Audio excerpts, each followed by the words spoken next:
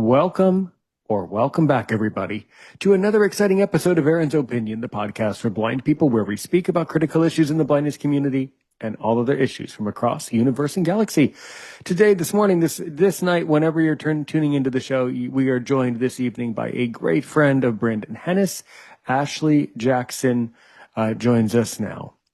I apologize for my phone ringing. But hi, everyone. Never would have heard it if you hadn't said it. I never would have known. Never would have noticed. That is, Yes, we still have a landline.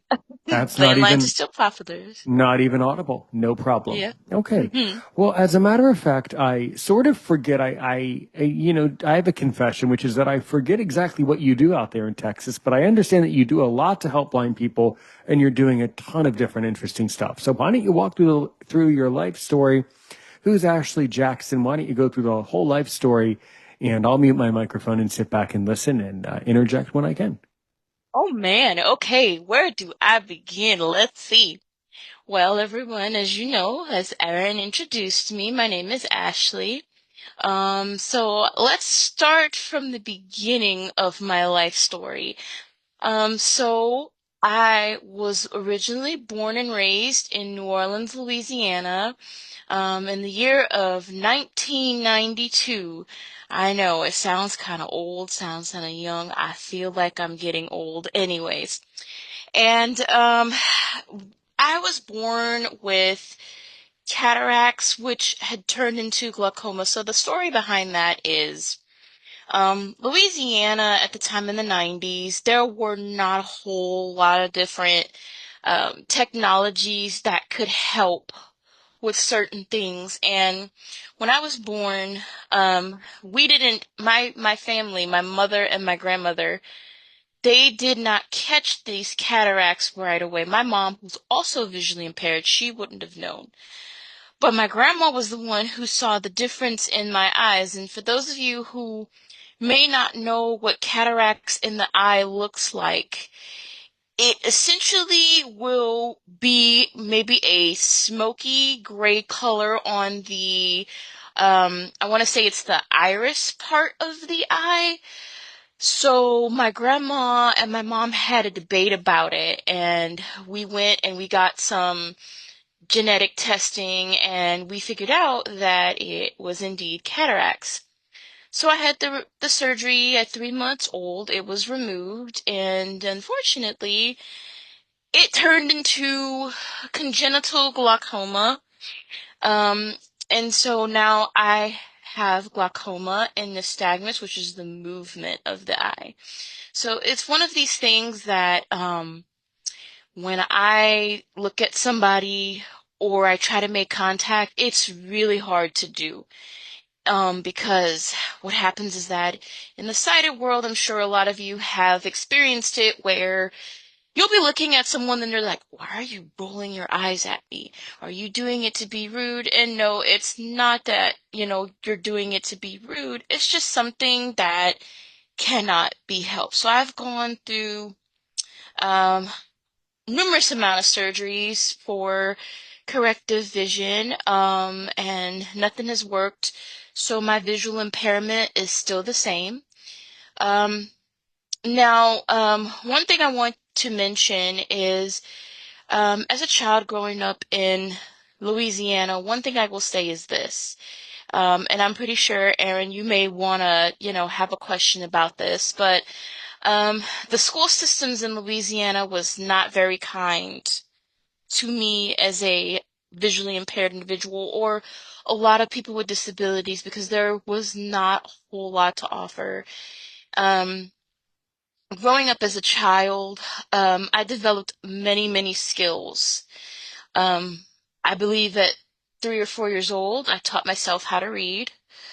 And throughout the school system, it was a struggle because a lot of people in Louisiana that didn't understand eye conditions always associated an eye condition with other types of disabilities. And the thing is that, you know, just because somebody may be blind or visually impaired doesn't mean that something is wrong mentally, like they cannot understand what's going on. And so A lot of the teachers wouldn't be understanding. I never got the proper accommodations. I never, it was difficult, getting the proper things that I needed. And thank goodness that, when you have a support system like somebody like your mom, who also is visually impaired, who's lived it, who's been there, will advocate for you. And then, you have a grandmother who understands it as well. They would have, be my voice as a child.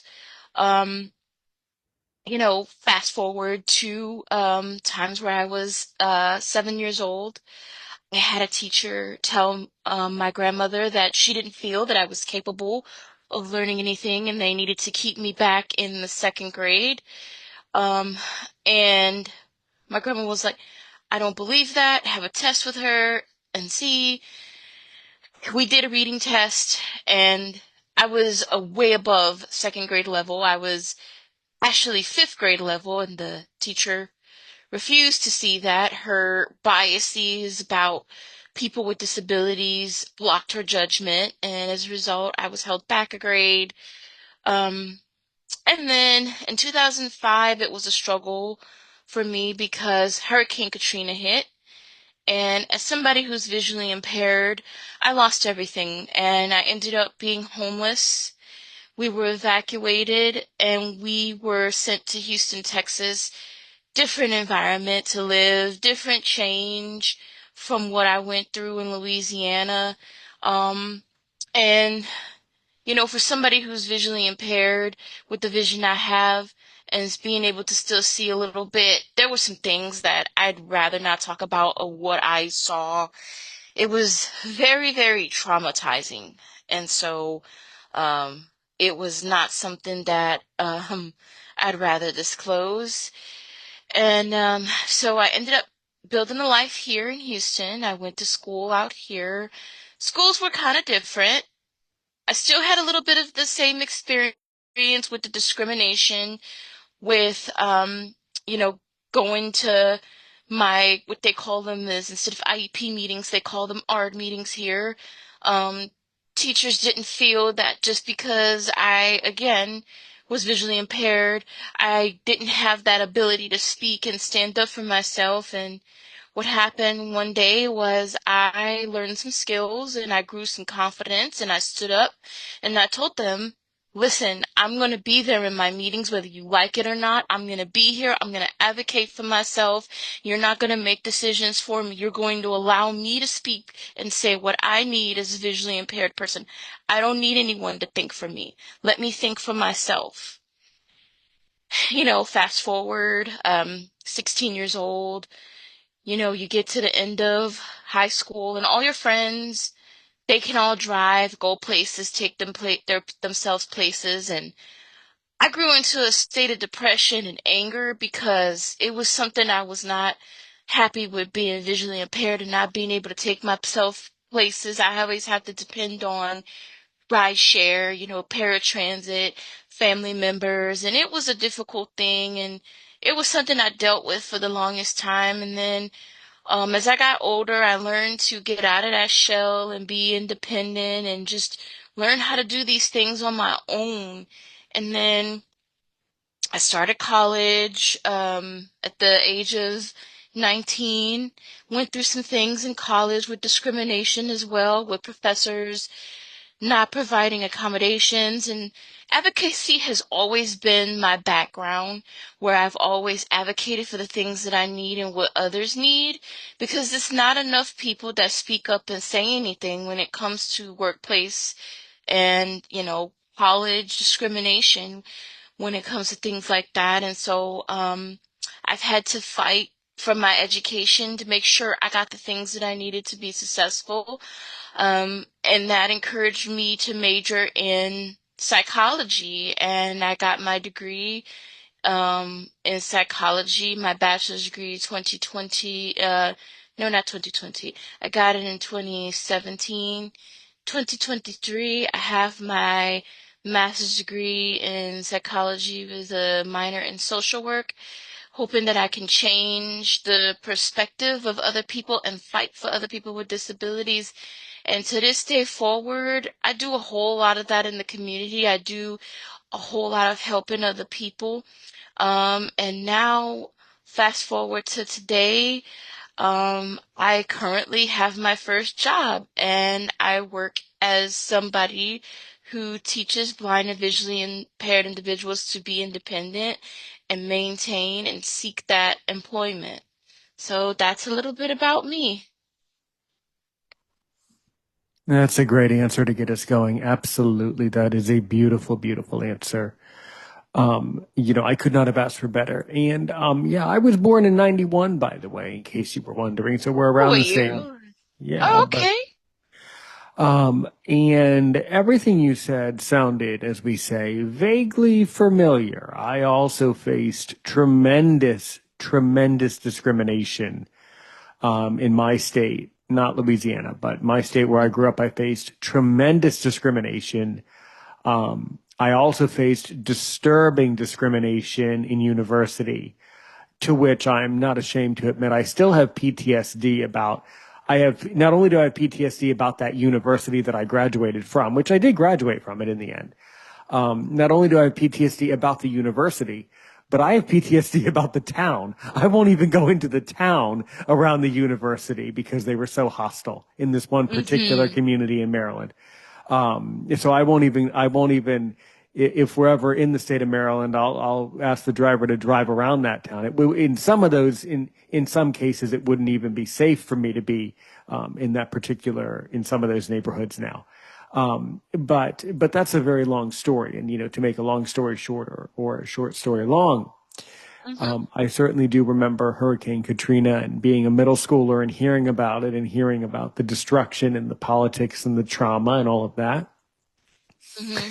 And then I just think you did everything right, really. You just stuck to it and continued to obtain your degree and things like that. I wish I could tell you that you'll be able to change people's perspective and give people a new perspective. And unfortunately, the most frustrating part of all of this is you can never give anybody else a new perspective. In other words, what I mean by that is people have already formulated their opinions, right? Yes. There will always be people like you and Brandon who listen, and many others, by the way, who listen to Aaron's opinion. And there Mm-hmm. will be other people who will refuse to listen to Aaron's Mm-hmm. opinion. And you'd be surprised to know how many people refuse to listen to certain podcasts, whether it's mine or someone else's. You tell them about Right. it. No, I refuse. Mm-hmm. We live in a society where people are extraordinarily closed-minded. I have not seen in my 34 years so far, I have not seen a society where people are so closed-minded about everything. It's a very strange phenomena. I don't know why people are so closed-minded about society and about understanding, what blind people are truly capable of. I mean, you're the person that studied psychology. So if you were to think about our society psychologically, what are some observations you've made through your studies and now that you're working and living in it now in Texas? What do you really think about that, about our society? Hmm. I think one of the things that I've noticed growing up in all of my 33 years is I have seen where we form these opinions because what happens is that we live in a society where stereotyping is immaculate. For example, somebody who is visually impaired really, really trying to fight hard. I can say that I have lived in a situation where I would have, for example, I was in college and I had a professor literally say to me, because I had a piece of paper, we were taking an exam, and the exam was about 50 minutes, and I finished within 25 minutes of everyone else. And she was like, "Oh, you finished right away? I didn't think you were capable of even reading it or even getting it done." And so what happens is that a lot of the times we will basically stick to the way we feel because those in our society who have that prejudgment and that mindset that a blind and visually impaired individual cannot do it, it puts our self-esteem down. And so then we don't change that opinion because it sticks with us. It sticks with us in our mind. And then this is where the word overthinking comes into play, is what I really think. Yeah. So basically people still maintain stereotypes and maintain prejudice over a very long period of time. Yeah. Yes, and it's still prevalent today. Absolutely. You'll go into a restaurant, you're somebody who's visually impaired, and you have your, like a sighted friend or a sighted family member, and you'll hear something like, what would your friend like? What would your sister like? What would she like? And it's like, you didn't ask me and you didn't know if I was capable or not to even answer, but you're acting like I don't have a voice. And so Right. that's where we as a society have got to stop with the stereotyping and the judgmentality and learn how to be open. We have to learn how to be open and try to understand each other and listen and encourage. Mm-hmm. Because I've Precisely. never had that growing up. The only time I ever had that encouragement is when it was family members. Throughout the school system, like I mentioned before, Louisiana is not a disability friendly state. I And mean, are there they any, by the will. way? I mean, is any state, I mean, I didn't know any state. I mean, I would, in my estimation, I don't think any state goes out of their way to say we're disability. I don't think there's any disability friendly state really I agree with that because I mean even here where I live, I have experienced that with, Ubers and Lyfts, for example. I will put in the notes that I'm visually impaired and then the driver, they don't read the notes.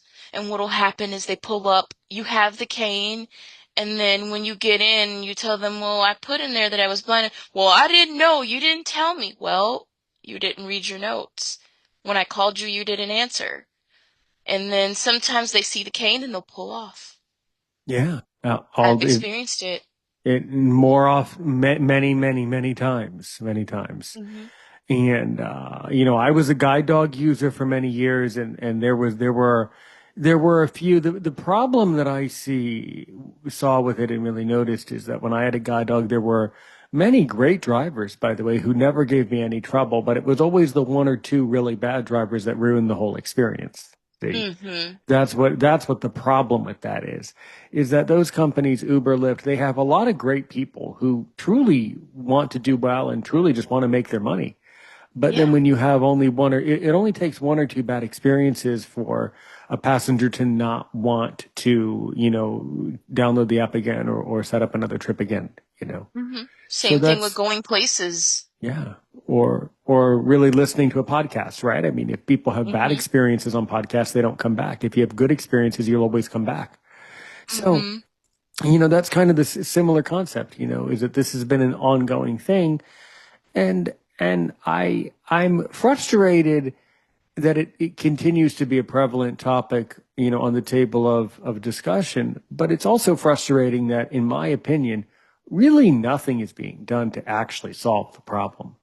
Apart No, from nothing is. apart from us talking about it. Now, it's important for us to speak up about it, for you and I to speak, and many other blind people to speak up about these things. But the Hmm. fact that it's not being addressed, that's actually the most bothersome part. That's actually worse than the fact that it continues, is the fact that there's no effort is being made, in my opinion. No effort's being made to fully stop the problem when it could be. It's the same thing with the school systems, like with the colleges, for example. Mm-hmm. And I've seen it, I've experienced it. I have had friends who have shared those experiences where you will go into a college course and the professor doesn't read the accommodation. But one thing about certain schools is that they will, within those 7 days of the accommodation being active, it's automatically approved. And you get professors, they're like, I shouldn't have to feel like I need to modify things so you can get an education. I had one do that to me when it came to recording. She went off. She was like, what are you doing? And I basically said, well, ma'am, you checked the box and you said it was okay for me to record my lectures, and this is the only way for me to learn. Because I am somebody who is an active listener. I'm also a Sure. visual and audio learner. And so if I can't get it visually, audio is my second option. Hmm. And so she just went livid. Well, you aren't supposed to have that effing thing in my class and blah, blah, blah, I blah, can blah. totally picture this. Totally And picture. I was like, okay, you know what? I'm going to go to ADA because there's no Yeah. sense in arguing with you. And I told it You know, to you know the what else? coordinator. Yeah, you know what else is interesting? Fascinates me about this psychosis that I've noticed with these PhDs. And again, I want to go out of my way to say I have interviewed, um, actually, I have interviewed three different professors here on Aaron's Opinion. They all have PhDs. They're Hmm. all blind people, and they're all some of the nicest and most intriguing people we've ever had. Hmm. Just to spark your interest. Because I don't know, Ashley, how much of my content you've absorbed over, I don't know, have you absorbed much of my content since we started talking? Yes, I listened to Brandon's podcast. Sure, that makes sense because you Um, know Brandon. Yeah. Hmm. yeah, I didn't really get a chance to listen to the rest of them, but I have listened to the way you do things on your podcast. Excellent. Thank you. Hmm. I've interviewed in the past many years ago. Now, I don't know her well. I've interviewed Dr. Mona Minkara, Hmm. who is extremely well known and extremely well respected in the engineering field in Northeastern. Um, I've also interviewed Dr. Hobie Wedler, Hmm. and I don't know how familiar you are with Dr. Hobie Wedler. Are you familiar with what he does? No, I'm not familiar. Not at all. That's all right. That's all right. Hmm. Dr. Hobie Wedler is a chemist. He has a degree. He has at least one PhD. He might have two. I forget. He has at least one PhD in, I think it's organic chemistry. Now I could be wrong now, but it's Oh, definitely chemistry. fascinating. Chemistry, and he has taught chemistry classes at the university level. Now he has a couple companies. And then I've also interviewed, very recently, it came out just a couple weeks ago, Dr. Charles W. Powell II. Hmm. And he has several master's degrees and a PhD. And all three of those people, are incredibly kind people. Ridiculously, they went out of their way to be kind to me, just like you, Ashley, of course. Hmm. But it's a very interesting dichotomy and a very interesting notion that it seems to me that a lot of people get PhDs because they don't want to interact with people. And I have consistently, repeatedly noticed that many people with PhDs have incredibly poor social skills and just don't want to interact with anybody. And Oh, I agree. and One now thing I see. I'm not saying that all of them are like that. As I said, I've encountered several people on my show who have PhDs and they're great, and I talk to them any day. But many others are people that just would rather mouth off than actually teach you. And I I don't think I it's the don't notoriety. I think it's the notoriety. I think that having doctor by their name makes them feel that they are entitled in the notoriety. And I think that's where, again, we call it a thing called pride.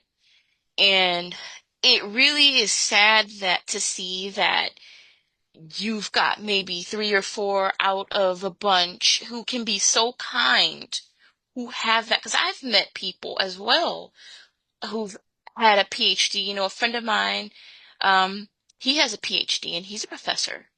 And he was just amazed at how, when I was telling him my story about this particular professor, because she was a doctor, how she just got angry because one day a student slipped and called her professor or miss. And I mean, it was just a whole different environment. It was, how dare you call me that? I am doctor. I am not professor. I'm doctor. So it tells me that having that notoriety makes them feel like they think they're entitled. And it's really sad. Yeah, it's very sad. And people, and the problem is that if they were truly educating people and if our country was getting better as a whole, I would believe a lot of those people. But the reality, the overwhelming reality is that I don't think these people are really interested in education. Some of them certainly are. I'm sure that if I sat down in one of Hobie's lectures, well, I'm sure that he would be interested in educating me up until the point where he noticed that I have absolutely zero ability in chemistry, and then he probably would not be at all interested in educating me. But but the fact, Right. but then he would realize. But the fact is that many of these people who work in the school system in the education field, and trust me, I've been there too. My parents had to fight for me too, Hmm. and this is a personal fight for me, and it's a personal fight for my family. And this has really, really impacted everything. And I will tell you, I think a lot of these professors are just bureaucrats who work at I university. agree. They're just, I agree. they're just bureaucrats. Hmm. Some of them, occasionally you'll get some that actually want to teach you, and that's really good. That can be a really powerful combination. But the vast majority are bureaucrats who work at a university. That's where bureaucrats work. If they aren't working at universities, they work in the school system or Hmm. things like that. But that's where bureaucracy thrives, it seems. Which I mean, I'm not going to say we need to completely dismantle the bureaucratic structure. Certainly not. Think they But need education. They need to be educated on how to work with people who are blind and visually impaired. Because I don't know if you've experienced it, but I'm pretty sure a viewer out there, anybody who may be listening, have experienced having professors when you'll talk to them and they'll say something like, well, I've never had an experience with working with blind and visually impaired individuals and I don't plan on it. And it's like, that's the kind of ignorance that we deal with on a daily basis, where mhm. people are not open to being educated. There needs to be more education around blind and visual impairment awareness in universities. They need to have it in the school systems as well, because I think with that, blind and visually impaired individuals will have a better experience. And then if they're more open, then blind and visually impaired individuals will be more um, open to sharing their experiences and talking to them and feeling comfortable and educating them on what to do. Right, right. Yeah, it seems like people who are in these positions, it also seems like is that they're also people who might actually be the problem seems that they're very knowledgeable about what they studied themselves, but where they don't have knowledge and where they really struggle is understanding the business world in some cases and understanding how to interact with other people. And they are not, many of them are not good at that type of thing, as Hmm. far as as far as that goes. But the other problem that I would also note here that you should remember when you're working with students or working with other people is that unfortunately not enough blind people are going to university. So it makes it even all the more difficult, because not enough people are willing to listen to what someone else has to say when there's not enough of a population. And it's because of the discouragement. It's because we get a lot of discouragement, speaking about my journey, I was, once there. I was somebody who was really discouraged. Hmm. And as much determination you hear in my voice today and how much passion I have for this particular topic, one thing I can say is I didn't have this passion, I would say, back in the 2000s and Sure. growing up before I got to college.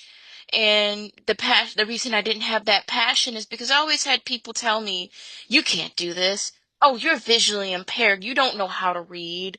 Um, we need to stick her in special ed because we don't feel that she's capable of being in mainstream. Yep. Oh, we don't really need her to come to the IEPs because we don't feel that she's capable of having a voice. And Hmm. hearing those things, hearing, people say not, and that's the key word, not capable. When you hear people say not capable, it is a thing that affects you not only just on a mental level, but an emotional level too. Because it brings you down and it's like, well, why am I even trying when you don't have faith in me? Sure, And it's sure. only one, two people that have faith in me. And, you're trying to have faith in yourself, but you can't have that faith in yourself when all you hear is about negative this, negative that. Can't do this, can't do that, not capable, lack understanding. And I just think that if people would just learn to really pay attention to a person, not with just an eye condition, but with a disability in general, and watch the work that they can do. Watch what they're capable of and what they can bring to the table. I guarantee you, people with disabilities, including blind and visually impaired individuals, will feel so encouraged. They will go out there and actually feel motivated to want to be independent, to want to go and get a job, to want to go to school and do something. Because we can't right now when people are saying we're not capable, or we don't have the capacity, or we're always being oppressed. And it's not just a school thing, it's public places, it's transportation, and it's just the public in general. It's really, really sad. And I feel that society has got to do better. Yeah. And we can. Not only do we need to do better, but we can do better. And there's no Hmm. reason, in my estimation, there's no reason why we can't do better. Hmm. With all of the knowledge that exists out here, with everything that's out here right now, Hmm. there should be no excuse for people not to improve, you know. No, no. And I think one of the things that helped me grow is I started to, as I got older, surrounding myself around positive people. And when I saw how motivated other people were, and, I saw how other people learned to be motivational, it put me out there to really want to say, okay, you know what? I'm going to try. I'm going to try. I'm going to have a voice. And guess what? People are going to hear me no matter what. You're not going to silence me. I'm going to keep going.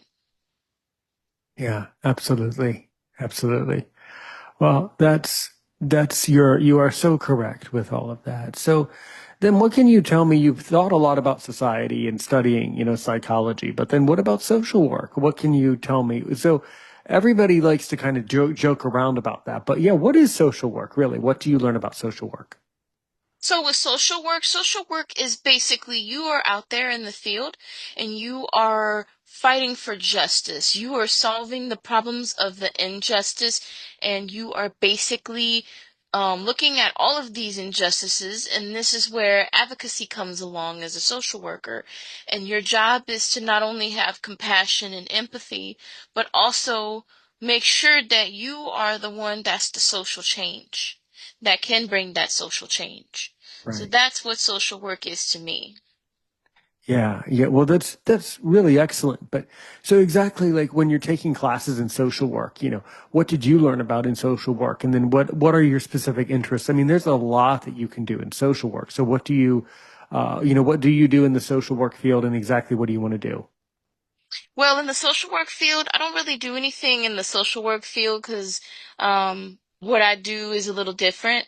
But basically, what I want to focus on is I want to fight for justice for people with disabilities who, in general, again, go through the discrimination process and, fight for that accessibility, fight for the accommodations that people need to be able to make it out in this world. Um, as far as the classes I've taken, one of the things that I did learn about social work is that sometimes you need a little self-care because when you are working with people, it's all about energy. And sometimes when you have so much compassion and empathy for others, it can drain you, especially fighting hard for them. And one of the biggest things that I've learned when it comes to, a lot of the social work courses and just learning in general, I learned that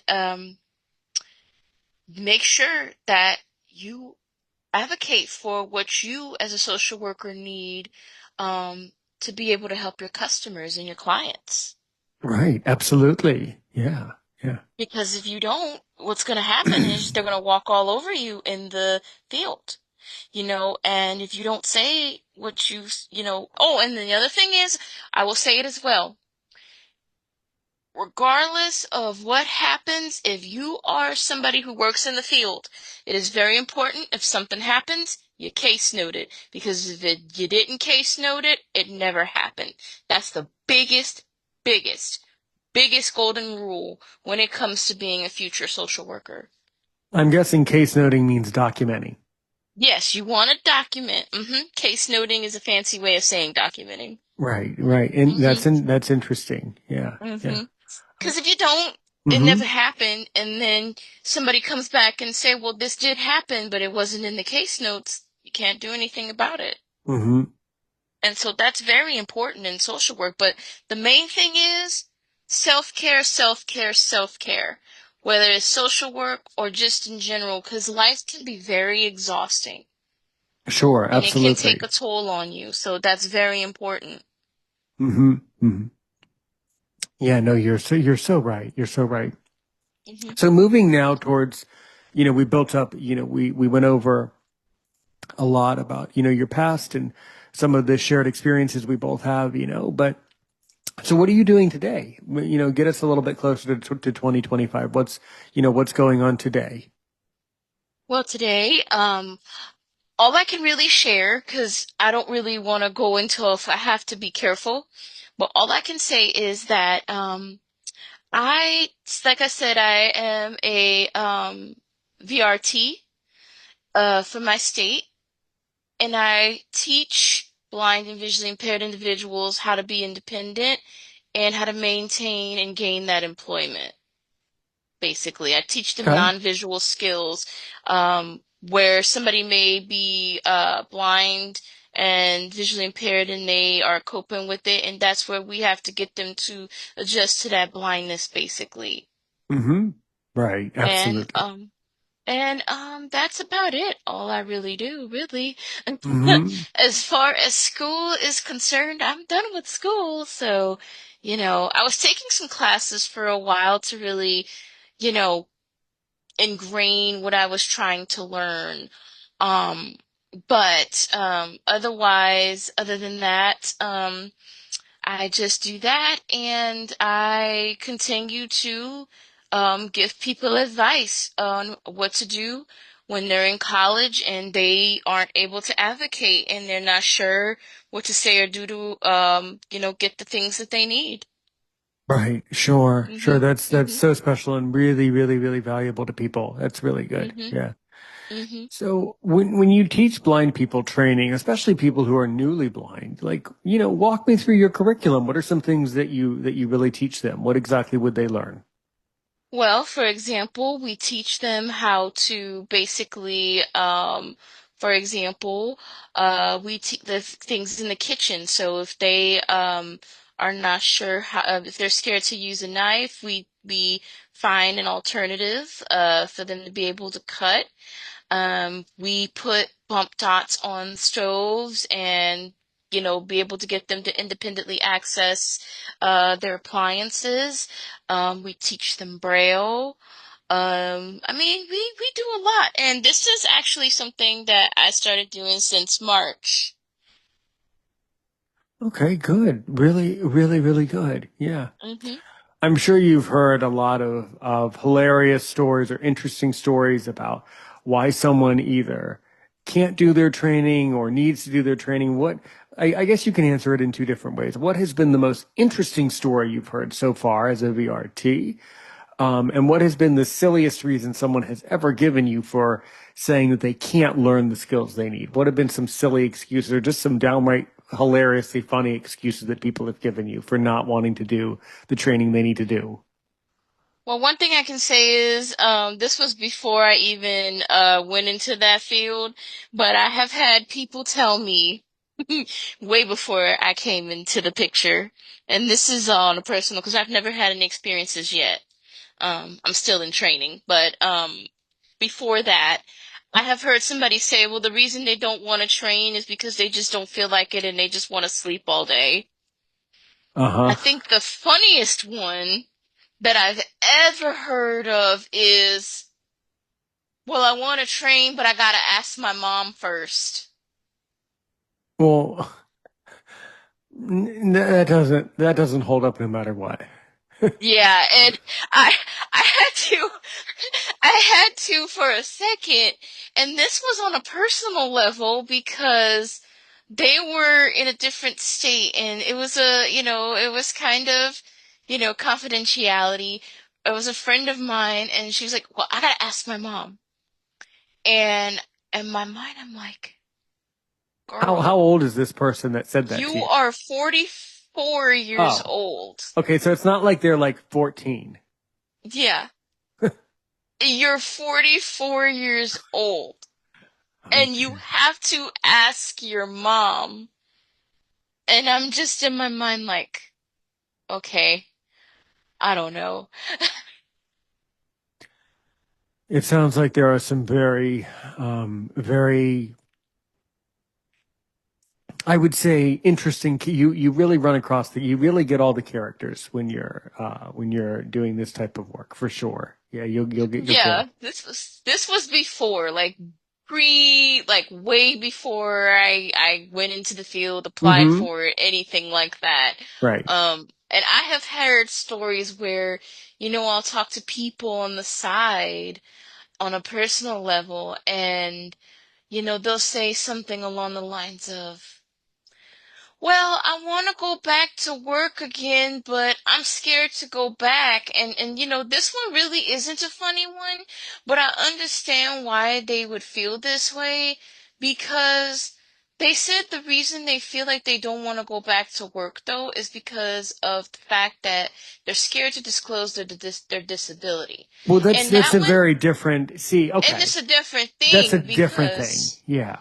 because what happens is that, um, you know, people will apply for jobs. And I, can say this from my personal experience. I've applied for a lot of jobs in my lifetime. And as soon as they see that you have a disability, application just gets overlooked. Mm-hmm. No interview process, no call, no communication, nothing like that. Or what will happen is 9 times out of the 10, I've seen where, and like I said, I've heard these stories, um, throughout my 33 years of going to like conventions and just talking to people in general. Cause back in the day, I never used to talk to people. Now I'm so vocal, I never shut up. But I love to talk. But, I've heard people say that they'll apply and they'll get the job. And as soon as they see the cane, they're like, oh no, you have to go. Thank you for coming. And it's like, well, geez, rather than looking at the disability, did you even see what they were capable of? Yeah. And Yeah. so it happens. Now let's review something, right? Because this one is a little bit harder for people to understand. This whole notion of disclosing disability, right? Hmm. So I kind of am of the school of thought, and this is only my opinion. I think that the Hmm. employers who are willing to employ people with disabilities are always willing, and the people who will never employ you will never employ you. Yeah. And so I think it's a pretty cut and dry thing. But have you developed or did you learn about in your schooling? Did you learn about any like are there any theories, academic theories to support either always disclosing your disability in a proper way before, during the interview segments, or like what have you learned, I guess, Ashley, about the disclosure of blindness as it relates to interviews and going through the process? Because blind people are really, as you know, really traumatized and really overwhelmed by this concept. Yeah. I think one of the things I've ever done is I will never disclose it until after I got the position. That was something I learned when I was younger. I don't know if that's the right way to do that. I don't know either. To be truthful with you, Hmm. I personally think disclosing it is better after you get the position and you get your foot in the door, 'cause I believe that if you tell them beforehand, then it may seem like they're like, oh, ooh. But, I noticed today when applying for jobs on some job applications, because I've seen it where I would apply for some and it would say on the application, do you have a disability? Right. So I think they know if you do check that box and it says yes and you put it there, they already know, so you probably won't have to say anything. But then again, too, from what, you know, it may be too, they could be doing that as well for an incentive. I'm not really sure what the incentive could be, really. Probably, something along the lines, maybe like I don't know, maybe more money. No one really knows. It's something I gotta really research, but Yeah, I'm not um sure. Because a company should not be receiving more money just because they interview people with disabilities. They shouldn't. no, and to be truthful with you, Hmm. I think it's bad on their part to try to just, oh, well, let's just justify that we have somebody there with a disability so we don't look like we're discriminating against them. Right. Yeah. And I Yeah. have heard some horror stories about that. I have. And so, that's one of the things I really feel where it's a sticky one, Hmm. to be honest, about disclosing the disability, but I've often felt that maybe doing that after you get the position and it's a sure thing and you get your foot in the door so that way you can get a feel of what you're working for and things like that is what I really truly think. I mean, so that one is kind of a hard one in my opinion. My theory is that people should be as open as they possibly can be at certain And I times. agree with that too. And see, that's the thing too. Like there's a right time to be open and then there's a wrong time to not, for you to disclose things. Right, right. And the jobs that I've gotten in the past and the interviews and the experiences I've had in the past have showed me that if people are willing to hire people with disabilities, they're willing. If not, then I don't want to give them their business. I don't want to support a company that doesn't hire people with disabilities. Yeah.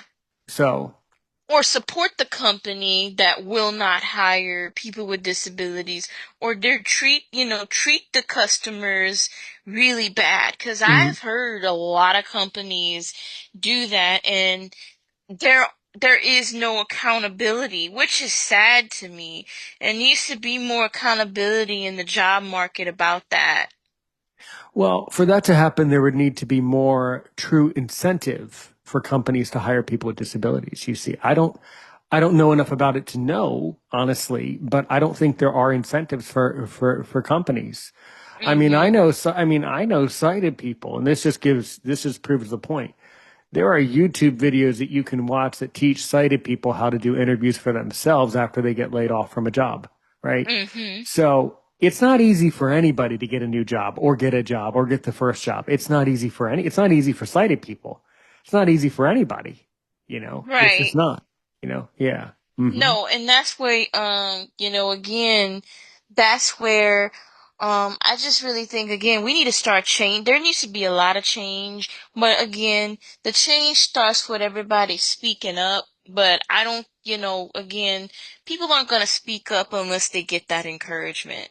Right. Absolutely not. Yeah. I mean, unless they start going to podcasts like ours here at Aaron's Opinion and many other great ones, Man, I certainly. wish people would listen to this one because I'm I'm going to not put some stopping them. encouragement. Yeah, and listen to this particular one because later on I'm going to give some encouraging words to some people out here that really need it. who are in that predicament. I think that's, you know what you can do about that. And this is something I rarely say. I say it in the Mm-hmm. intro, I say it in the outro, but in this case, I'll say it in the interview segment.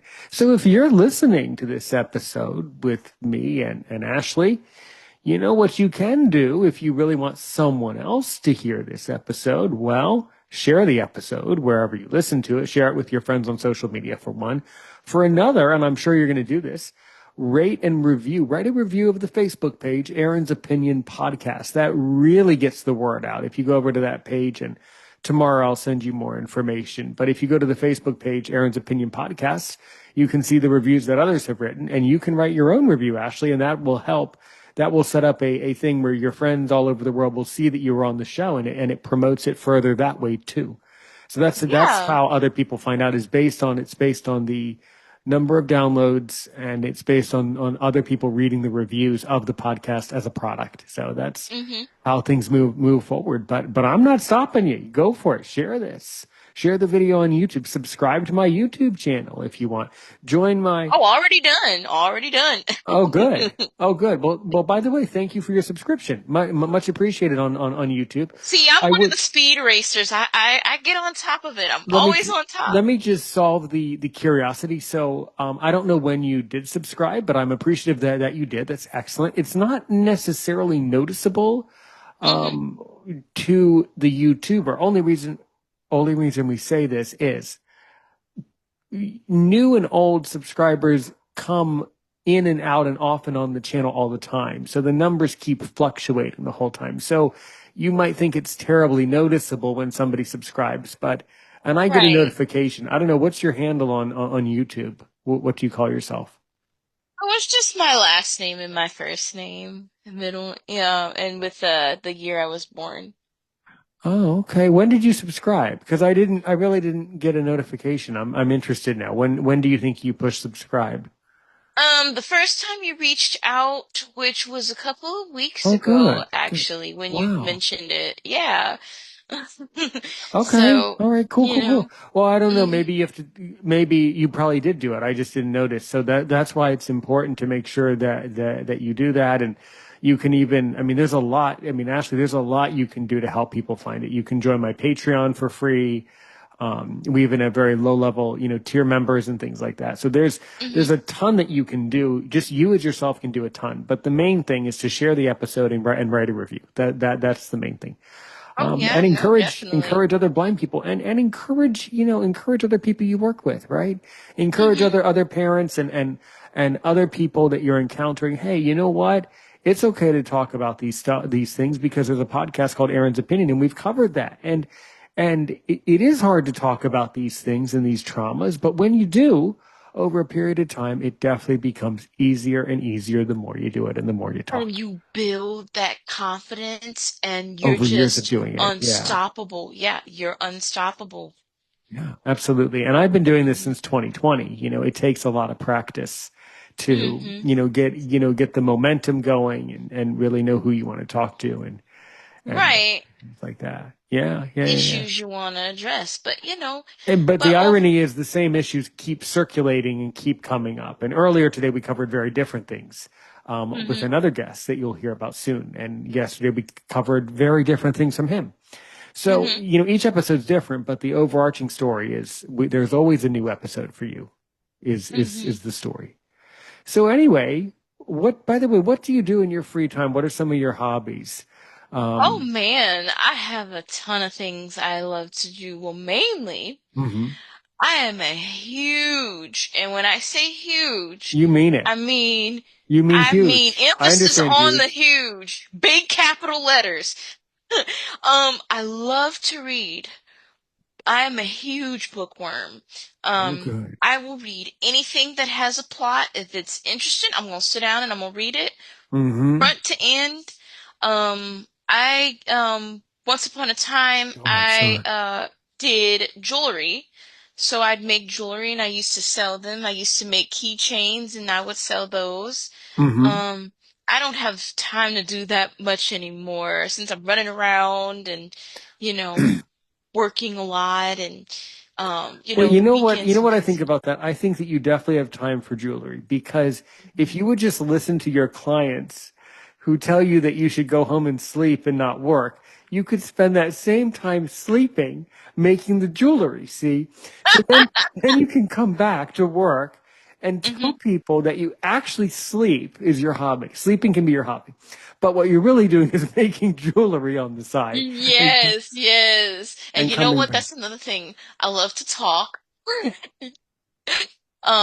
When I'm comfortable, I'm basically an open book. Oh, really? Um, yes, I'm an open book. I love to write actually. When I want to say in eighth grade, I wrote a book So and good. I put poems in it. I Hmm. wrote my story in it. I just, writing is a way for me to express what I'm truly, truly feeling. And it was something I learned to do at that age after everything with, moving and Hurricane Katrina and just in general going through things in life, going through different heartbreaks, going through Mm-hmm. loss of friendships, loss of family, just coping with, visual impairment, coping with trying to really figure myself out. Hmm. That is a hobby of mine. And I just like to go out in general and have a good time and go explore. I like to travel when I have the free time. Mm-hmm. Hmm. Yeah, Hmm. absolutely. Absolutely. That's really good. That's really good. Hmm. Yeah. Yeah, when I'm not teaching or podcasting, I'm actually a pretty quiet guy, actually. I listen to all the other podcasters around the circuit and I listen to everybody else too, I listen just as much as I talk. In fact, I listen more than I talk. But I love, Audible and reading books that way too, Yeah. Yeah, Hmm. that's a blast. Yeah, there have been some really prolific books that have been written, lately about society and everything that's wrong in society. I know, right? If I read a book, I'm not Yes. going to read a happy book. I only read books that talk about everything that went wrong. you know. Oh, Um, I've read them. I've read books that have made me cry, and let's just put it to you this way. I am a huge, and I discovered this about myself, is I'm a and huge, that's with a capital huge H. mushball. Yes, well, yep, a capital H, you remember. I'm a huge mushball. So, if I'm watching a Hallmark movie and the person falls in love, I'm like, and Yeah. then my grandma comes in the room. Oh, girl, stop all that crying. Hmm. But, yeah, I read pretty emotional books too. Just depends on the mood, what I'm feeling. If I want something to give me a good cry, I'll do it. Right. Absolutely. Absolutely. Hmm. That's so interesting. That's so good. Yeah. Hmm. So, And that's where I developed empathy. okay. Hmm. Yeah. Uh, one moment, Ashley. Hold on one second.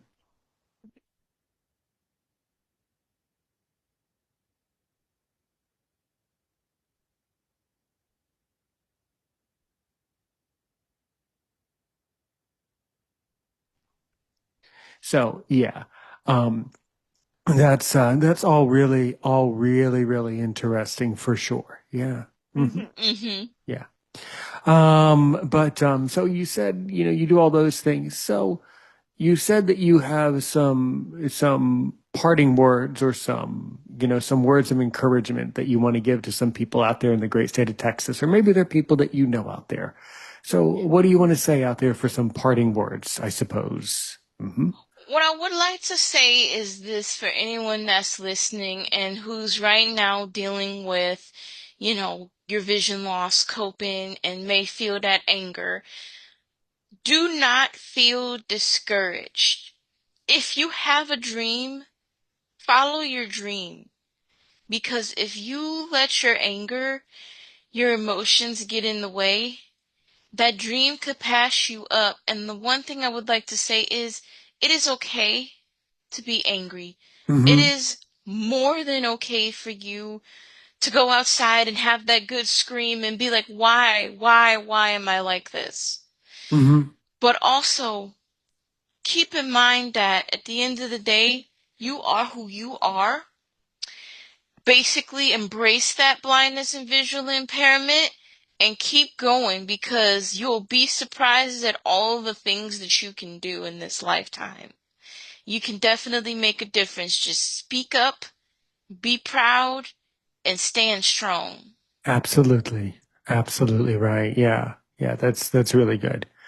I'm sure you have a lot of questions for Aaron Richmond and Aaron's opinion. So of course, if you can really get under my skin, if you can really make me sweat to see if I'm worth my salt as a podcaster, what do you really want to know about me?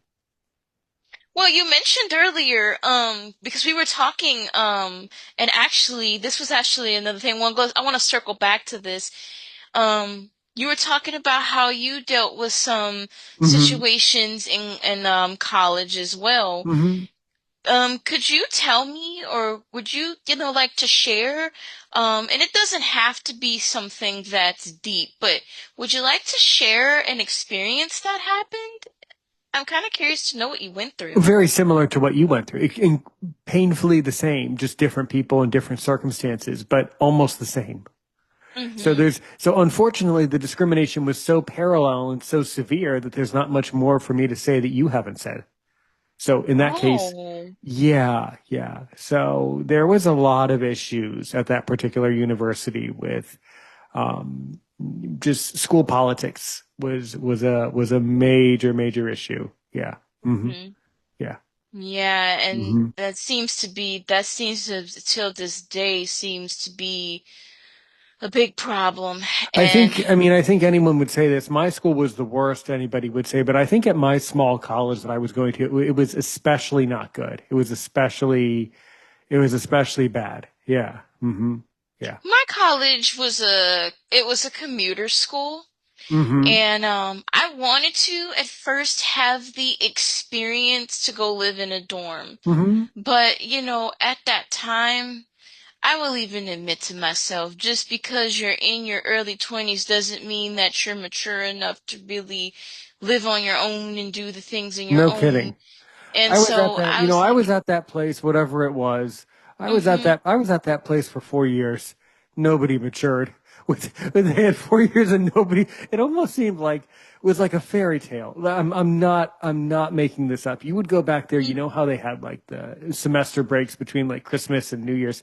You would go back there for the start of the spring semester in January, at the end of January, and it would be cold in Maryland, and you'd go back and everybody looked the same. It's like nothing. It's like they didn't move. It's like, people at mm-hmm. that age, people at that age, that is a tough age of life. That is Mm-hmm. a really tough age, you It know. is. And see, that was the thing too. I wanted that experience, but also too, the Mhm. college that I was going to go to, it was here in Houston. But, being in your young 20s and being a female and where the college was located, safety was a concern for me as somebody that's visually impaired Sure. because it was one of those things where if the area was good and there weren't the issues that that college has, like for example, there's people who've gotten stabbed on the campus. There recently somebody was essayed in their car at knife point. Um and it's never happened to me, but even when I went to the commuter school, I used to go to lunch by myself every day. And one time I took we call them the metro rails here. So, the rail stops in front of the college and I had a safety, situation happen to me. I got on the rail and I didn't think anything of it. And Hmm. somebody being blind or, low vision, they never know what's going to happen. But I had a lady who followed me, and at first I didn't think anything of it. I thought she was just getting on. We were going the same direction. We were both going the same way to have lunch. I go in, and, the greeter knows who I am, the hostess, because I would eat there most of the time. And she followed me in, and the greeter was like, "Excuse me, ma'am. Are you coming in to eat? Oh no, I'm with her. And I was like, I don't know this lady from Adam and Eve. And so, and then the other thing is she had a syringe in her hand. So Lord knows what could have happened. So that's why I didn't do the whole living on my own independently with the university. Yeah. But then now that I'm 33, I realize now that maybe I should have had that experience to really go through that. But at the same time, safety was a big concern for me. Yeah, absolutely. Absolutely. Yeah, everybody has those crazy experiences. Yeah. Yeah, Hmm. really, And really you do. never know. Oh, you can't see it. You know, and some people can really feel it, right? They can feel when somebody is behind them. They can sense it. But Hmm. I just didn't think anything of it. And Hmm. so some people could be in my situation, and that's just the scary part about it. Hmm. Being, being in that. So that's why I went to a commuter school. Sure. But with the commuter school, with the same experiences we both had, I had an intermix. Some professors were understanding, and then there was ones that, like, again, that I feel that had that, entitlement because they had a PhD, thought they were better than everybody else. Bad experiences with them. And Yeah. that shouldn't have been.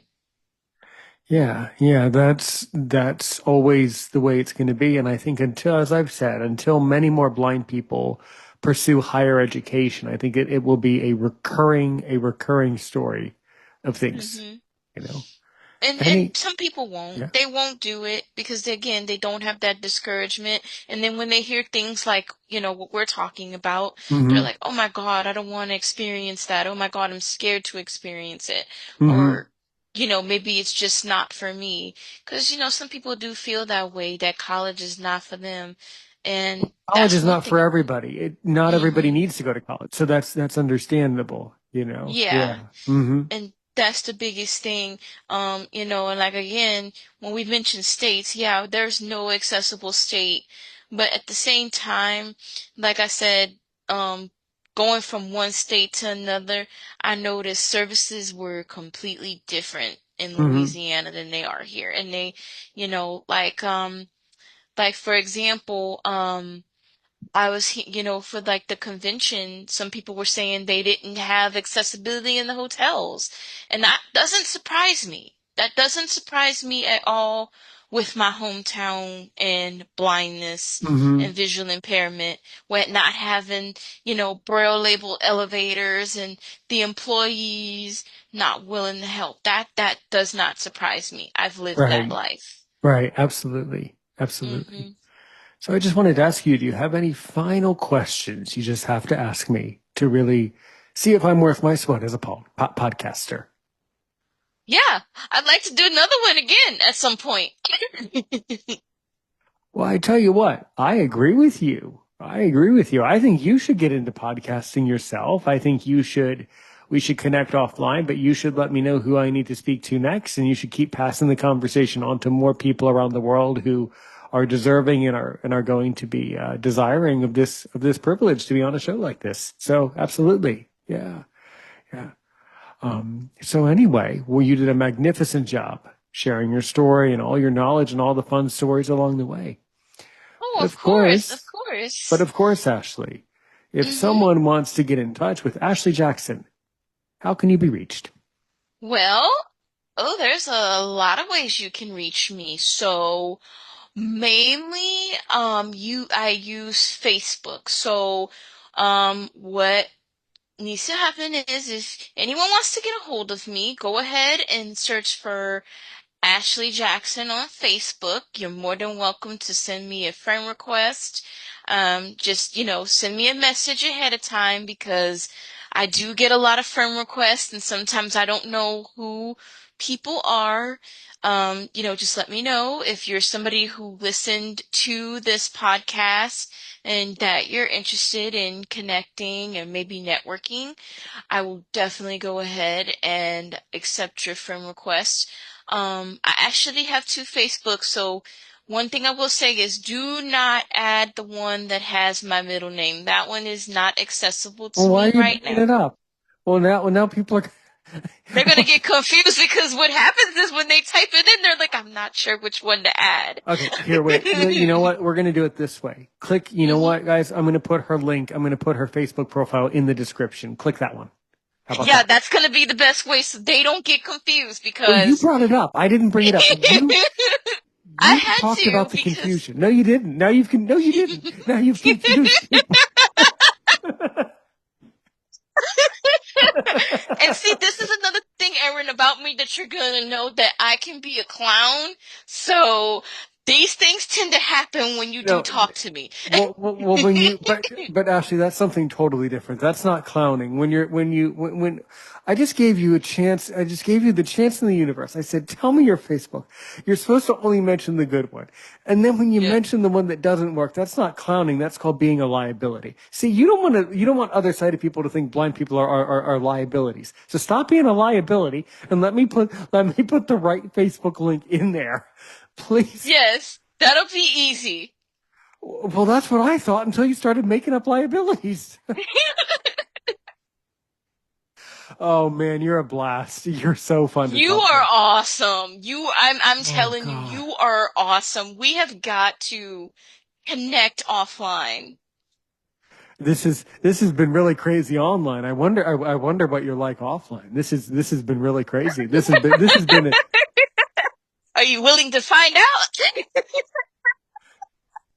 well, now I'm really depressed now because now I have to go see you gave me all this extra work. Now I have to go find the wrong Ashley Jackson profile. I gotta find that one. And I'm gonna send that person a PM. And I'm gonna make sure to send in a complaint and make sure that they know that there's Just make sure when you send the complaint, put it on the 3x5 card.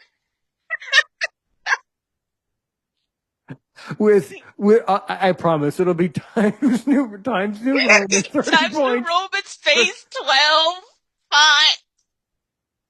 It'll be 30 It'll be 30 point.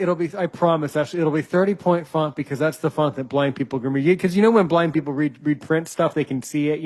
So I'll make Yeah, sure it's that's a the 30. huge font. Yeah, I'll make sure. I'll make sure. It's the capital huge font. Uh,